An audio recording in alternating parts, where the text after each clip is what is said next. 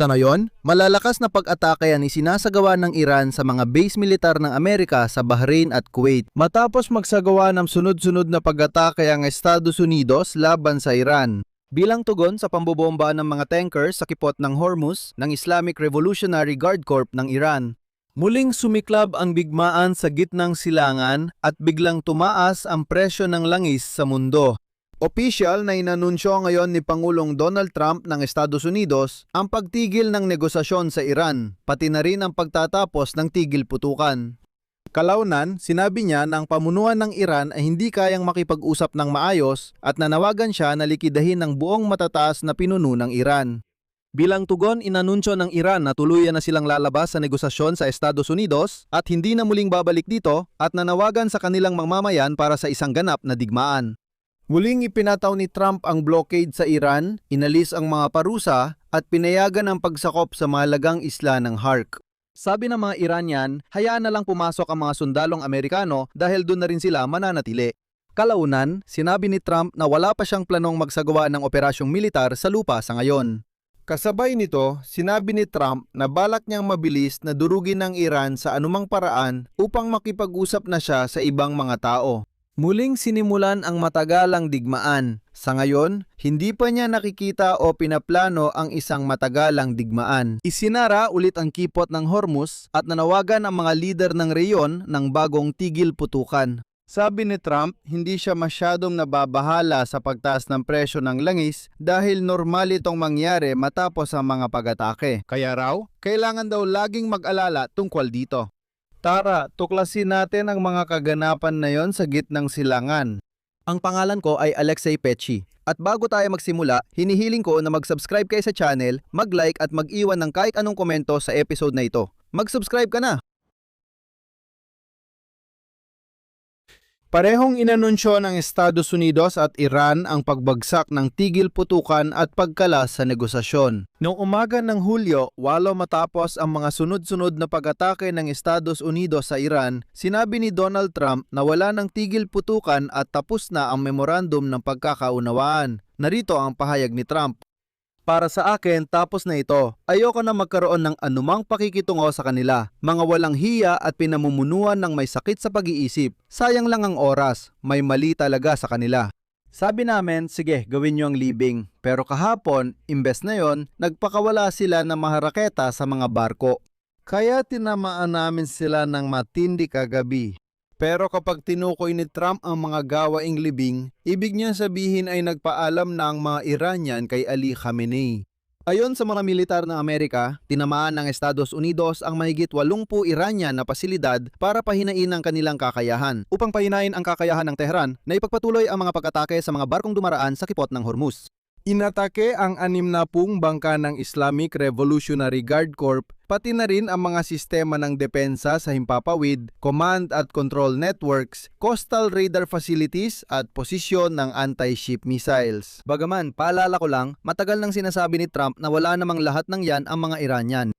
Habang nire-record ang episode, iniulat ng Islamic Revolutionary Guard Corps na may isinasagawang pag-atake. Mga pag-atake sa base militar ng Amerika sa Bahrain at Kuwait kasunod ng serye ng pag-atake ng Estados Unidos sa Iran bilang tugon sa pambubomba ng oil tanker sa Strait ng Hormuz. Sa dalawang bansang Arabo, ibig sabihin sa Kuwait at Bahrain, tumunog ang mga sirena ng air raid. Ayon sa hukbong sandatahan ng Kuwait, pinigilan ng kanilang Air Defense Forces ang pag-atake ng kalaban gamit ang missile at drone. Inihayag ng Corps ng mga tagapagtanggol ng Islamikong Revolusyon ng Iran ang pagpapadala ng missile at mga drone sa base pandagat ng Amerika sa Bahrain at sa Ali Al Salem Air Base sa Kuwait. Pinabagsak din ng mga puwersa ng IRGC ang isang Amerikanong drone na MQ-Siam na ginamit sa pagdepensa laban sa pag-ataking ito. Ngayon, ipinapakita na sa social media ang larawan ng pinabagsak na Amerikanong drone. Ayon sa ulat ng Iranianong Ehensyang Fars, at ito ay isang sipi bilang paunang tugon sa mga aksyon ng Estados Unidos. Ang hukbong dagat at hukbong pangkalawakan ng IRGC ay tumama gamit ang mga drone at mga missile sa 85 Amerikanong pasilidad militar sa Port Salman, ika-5 rehiyong pandagat ng Bahrain at sa Ali Salem Air Base sa Kuwait. Ilang oras bago ito, gaya ng alam natin, binawi ng Washington ang pansamantalang pagpapaluwag ng mga parusa na nagpapaintulot sa Iran na mag-export ng langis. Nagsagawa ng pag-atake sa mga pasilidad sa Iran bilang tugon sa pambobomba ng barko sa Strait of Hormuz. Binawi ng kagawaran ng pananalapi ng Estados Unidos, binawi nila ang pangkalahatang lisensya na nagpapahintulot sa mga operasyon gamit ang langis ng Iran matapos ang serye ng mga pag-atake na ito. Ayon sa ahensya, ang mga ginawa ng Tehran ay lubos na hindi katanggap-tanggap at magdudulot ng mga kahihinatnan. Narito ang CP, makikinabang lang ang Iran kung kikilos ito sa tamang paraan. At ngayon, inihayag ng kagawaran ng pananalapi ng Estados Unidos na lahat ng naunang kasunduan kaugnay ng langis ng Iran ay dapat tapusin bago ang ika-17 ng Hulyo. Ipinagbabawal ang paggawa ng mga bagong kontrata simula ika-7 ng Hulyo. Ibig sabihin nito, muli na namang hindi makakabenta ng langis ng legal ang Iran. Paalala, inilabas ang lisensya noong Hunyo 22 at sumasaklaw ito sa produksyon, paghahatid, pagbebenta at pagbaba ng langis ng Iran, pati mga produktong petrolyo at petrochemical na dapat epektibo hanggang Agosto 21. Kasama sa memorandum ng Estados Unidos at Iran tungkol sa pag-ayos ng sigalot, ang paintulot sa pag-export ng langis ng Iran, nilagda nito noong Hunyo. Nauna sa pagbawi ng lisensya sa pag-export ang mga pag-atake sa mga tanker sa kipot ng Hormuz at sa paligid nito. Ayon sa British Center for Maritime Trade Operations, sa mga nakaraang araw, 3 komersyal na barko ang nag-ulat ng pinsala dahil sa pagtama ng hindi kilalang mga projectile. Kasama sa mga inataking barko ang mga tanker ng Qatar at Saudi Arabia at isinisi ng dalawang bansa ang responsibilidad kay Iran. Noong Martes, ika-7 ng Hulyo, itinaas ng pinagsamang sentro ng Operasyong Pandagat na pinamumunuan ng Estados Unidos sa Bahrain ang antas ng banta sa kipot sa seryosong lebel. Ang pangunahing negosyador ng Iran, si Mohammad Bagher Ghalibaf, agad na inakusahan ang Estados Unidos sa paglabag sa kasunduan ng tigil putukan. Bagaman ang mga Iranian mismo ang unang umatake sa mga tanker sa kipot ng Hormuz, nagtangkang dumaan sa kipot sa tabi ng baybayin ng Oman. Ayon sa Central Command ng Sandatahang Lakas ng Estados Unidos, mahigit 60 bangka ng IRGC ang napinsala bilang tugon. At bago pa nito, naganap ang mga pagsabog sa pangunahing oil terminal ng Iran sa isla ng Hark, sa isla ng Kesh, pati na rin sa mga timog na baybaying lungsod ng Sirik at Bandar Abbas. Kagiliw-giliw sa ulat ng Central Command ng Amerika, hindi agad nabanggit ang isla ng Hark kung saan isinasagawa ng Iran ang 70% ng kanilang pag-export ng langis. Binanggit ni Donald Trump na posibleng sakupin ng Estados Unidos ang isla ng Hark sa Iran. Dagdag pa niya, nagbigay siya ng utos kagabi na atakihin ang Hark, ngunit ipinagbawal niya sa Air Force na atakihin ang imbakan ng langis dahil pinag-iisipan niyang sakupin ang isla kasamang lahat ng langis nito. Narito ang CP mula kay Trump. Sakupin natin ang isla ng Hark, wala nang magagawa ang Iran. Kaya sabi ko, wag bombahin ang mga pipeline, tirahin ang iba pa. Pero sa totoo lang, dagdag pa ni Donald Trump, wala pa siyang planong magsagawa ng anumang operasyong militar sa lupa, ngunit sa halip ay may inihahandang operasyon na mabilis na magwawakas sa rehimen sa Tehran. Masasama at may sakit ang mga taong ito, kailangan nating alisin sila, parang kanser. Alam nyo ba ang dapat gawin? Kailangang tanggalin ang kanser sa maagang yugto. Kahit sinabi ng magkabilang panig na umatras na sila sa negosasyon, hindi pa rin malinaw ang aktwal na sitwasyon. Ibig sabihin, hindi pa tiyak kung magpapatuloy ang negosasyon. Pero si Trump na noong nakaraang buwan ay nagbabala ng ekonomikong sakuna kung magpatuloy ang bigmaan, ay nananatiling nasa parehong pressure na tapusin ito. Hindi niya rin pwedeng simulan muli ang digmaan. Sa isa sa mga naunang episode natin, napag-usapan nga natin na hindi talaga kapaki-pakinabang kay Trump ang digmaan sa ngayon. Magkakaproblema siya kapag nagumpisa ulit ang digmaan. Nagpalitan ng pag-atake ang Estados Unidos at Iran at inatake ng Iran ang mga barkong pangkalakalan sa kipot ng Hormuz. Naglunsad ang Estados Unidos ng mga ganting atake sa mga pasilidad militar ng Iran. Gumanti naman ng Iran sa pamamagitan ng pag-atake sa Bahrain at Kuwait. Ang mga pag-atake ito ang naging dahilan ng biglaang pagtaas ng presyo ng langis. Hindi pa nila inanunsyo ang pagtigil ng negosasyon. Ibig sabihin, may palitan na, pero wala pang formal na pahayag na tapos na ang usapan. Pero dito, gumamit ng tuso si Trump. Bigla niyang sinabi, parang kaswal lang, napapayagan niya ang kanyang mga negosyador na ipagpatuloy ang trabaho para sa mas malawak na kasunduang nuclear sa Iran. Pero tinawag niya itong pagsasayang lang ng oras. Dito mahalagang pakinggan ang sinabi niya. Sabi niya, tapos na ang negosasyon at ako ay tapos na, hindi na kailangang ituloy pa. Dinagdag pa niya, para sa akin, tapos na ito. Pwede pang ipagpatuloy ng mga negosyador ko ang negosasyon at magkasundo sa ilang bagay. Ang grupo ni Pangalawang Pangulo J.J. Diwensa ay dapat sanang makakuha ng mga technical na konsesyon mula Tehran sa loob ng 60 araw para tapusin ang kanilang mga ambisyong nuklear. Mabagal ang progreso ng mga negosasyon at karamihan ay nakatutok sa pagpapatupad ng memorandum ng pagkakaunawaan na sinabi ni Trump ngayong araw na tapos na. Yan ang kanyang mga salita. Ang mga tagapamagitan sa kasunduang ito, Pakistan at Qatar, malamang ay magmamadali ngayon na subukang muling buhayin ang proseso ng negosasyon. Gayunpaman, ang isa pang kalaho, ang Israel, ay ibang naging pagtanggap sa mga pahayag ni Trump. Si punong ministro Bini Benimini Tanyago na may pagdududa sa kanyang diplomatikong hakbang kaugnay ng Iran ay maaaring nakikita ang pahayag ng Pangulo ng Estados Unidos bilang pagkakataon para ipagpatuloy ang operasyon sa Lebanon laban sa Hezbollah pati na rin laban sa Iran. Sa madaling salita, malaya na silang kumilos. Ngunit ang problema ay noong Miyerkules, tumaas ng higit sa 6% ang presyo ng langis, halos 6.5% at bumagsak ang mga stock market sa buong mundo. Ang presyo ng langis na Brent na pandaigdigang pamantayan ng kalidad ay umakyat sa halos $79 kada bariles. Ang pagtaas ng presyo ay kasunod ng ilang linggong pagbaba. Naging malinaw na maaaring magkasundo ang Estados Unidos at Iran sa muling pagbubukas ng Strait of Hormuz na dati dinadaanan ng halos ikalimang bahagi ng pandaigdigang supply ng langis bago ang digmaan. Ang presyo ng langis ay nananatiling mas mababa, syempre, kumpara sa pinakamataas nito noong panahon ng digmaan, kung kailan umabot ito ng higit sa $120 kada bariles. Ngunit ang pagtaas nito ay maaring sapat na upang muling magdulot ng pangamba tungkol sa inflasyon. Bakit muling nagkagulo at humantong sa bagong yugto ng digmaan ang magkabilang panig?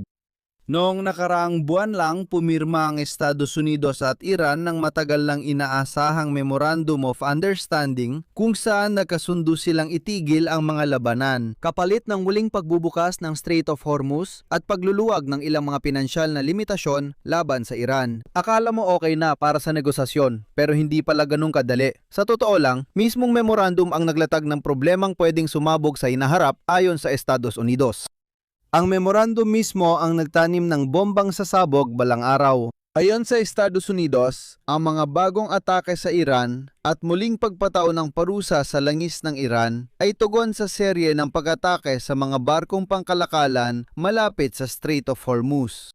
Noong Martes, binaril ang Iran ang 3 barkong pangkalakalan sa katubigang teritorial ng Oman malapit sa Strait of Hormuz, isang mahalagang lugar.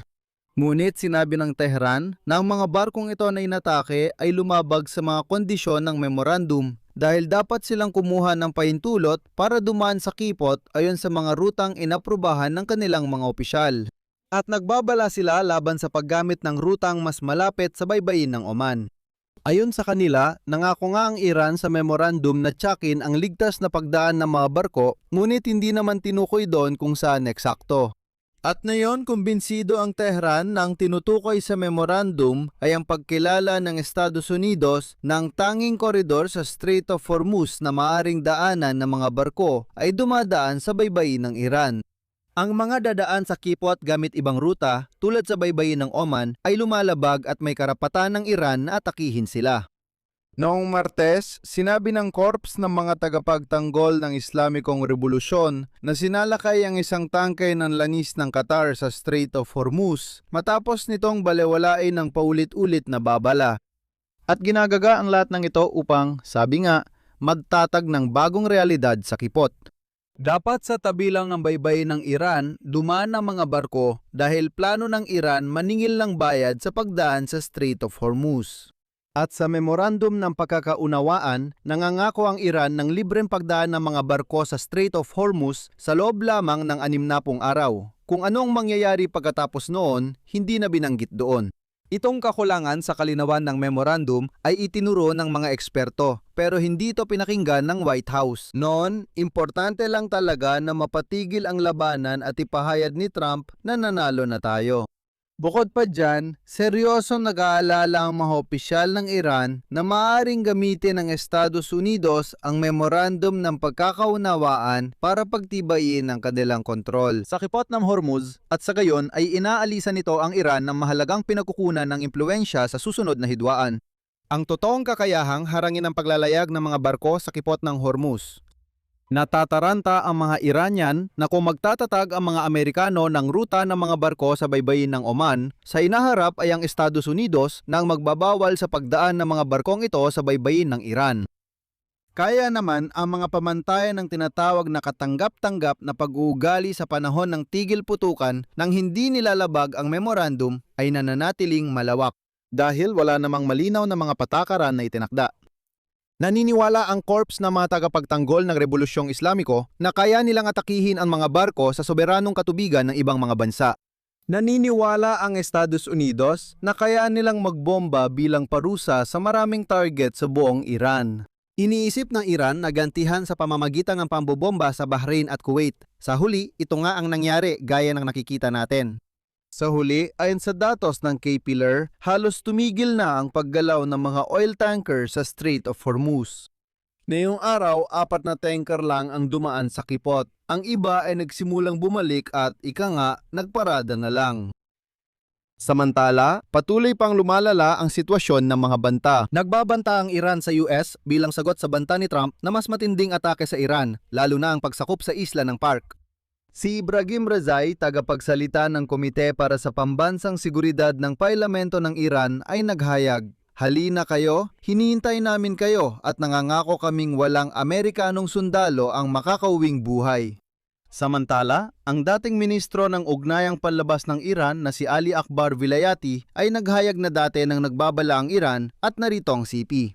Nagbabala kami na ang reyon ay hindi lugar para sa mga politikal na sugal ng maliliit na bansa at handa ang Iran na hilahin ang gatilyo upang linisin ang reyon. Sinabi ni Trump na handa siya makipaglaro sa Iran. Sinabi ni Trump na ang bago niyang pagturing sa mga lider ng Iran bilang mga basura at siraulo, ganito niya sila tinawag gayon, ay lumitaw matapos niyang mas maintindihan ang mga opisyal na ito. Ibig sabihin, dati ay hindi niya sila naiintindihan, pero ngayon ay naintindihan na niya. Sinabi niya na hanggang ngayon ay itinuturing pa rin niyang mas maayos ang kasalukuyang pamunuan ng Iran kaysa sa dati. Ngunit idinagdag niyang wala pa ring saysay na makipag-usap sa kanila. Narito ang kanyang sinabi. "Nakilala ko sila. Sa tingin ko, mas makatuwiran silang kumilos kumpara sa mga nasa unang at ikalawang antas. Natanggal na ang unang at pangalawang antas, ito na ang ikatlo. Sa tingin ko, mas makatuwiran silang kumilos. Pero nitong 1 o 2 linggo, wala silang naitulong sa mga tao. Hindi ako sigurado kung gusto kong makipagkasundo sa kanila. Pwede tayo maglaro ng mga laro, pero hindi ako sigurado kung gusto ko yon." Sa madaling salita, hindi malinaw kung ano talaga ang gusto ni Trump. Tinawag ni Kazem Garibabadi, pangalawang ministro ng Ugnayang Panlabas ng Iran, si Trump na uhaw sa dugo at kriminal. CP? Ang kriminal at mamamatay taong si Trump ay dapat kausapin sa wika na naintindihan niya at yun ay tila ang wika ng puwersa. Sa madaling salita, gaya ng nakikita ninyo, nagpalitan ng mga ganitong pahayag ang magkabilang panig. Ngunit sa pagtatapos ng araw na ito, biglang sinabi ni Donald Trump na sa kanyang palagay, hindi na muling magsisimula ang digmaan laban sa Iran. CP. Hindi ko akalaing magsisimula uli ang digmaan. Sa tingin ko, mabilis mangyayari lahat. Tinamaan nila ang 2 barko kaya gumanti tayo ng mas malakas na atake. Kapag umatake sila, gumaganti tayo ng 10 beses na mas malakas. Naiintindihan? Mas matindi ang ganti natin gamit ang kanilang wika. Sa tingin ko, anuman ang mangyari, matatapos ito agad. At gagawin lang natin itong mas ligtas, pati na rin para sa langis. Magiging malaya ang langis, magiging madali at abot kaya. At mangyayari ito agad-agad. Alam mo na ang ibig sabihin nito.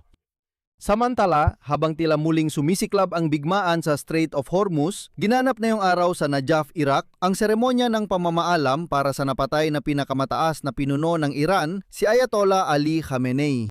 Inanunsyo ng autoridad ng Iraq ng Miyerkules ay pambansang pista opisyal. Ito ang ika-5 araw ng 6 na araw na pambansang libing na nagsimula sa Iran noong Hulyo 4. Umaasa ang Tehran na ang mga malalaking seremonyang ito ay magpapakita ng lakas at pagkakaisa sa gitna ng nagpapatuloy na digmaan laban sa Estados Unidos at Israel. At ang paglala at palitan ng mga nagbabantang pahayag ay tila naging nakasanayan na ng magkabilang panig. Dito ka natatapusin. Ibahagi ang inyong opinyon at mga konklusyon sa mga komento sa ilalim ng episode na ito. Mag-subscribe sa channel, pindutin ang kampanilya at huwag kalimutang mag-like. Yun lang po, ingatan ninyo ang inyong sarili. Paalam sa lahat.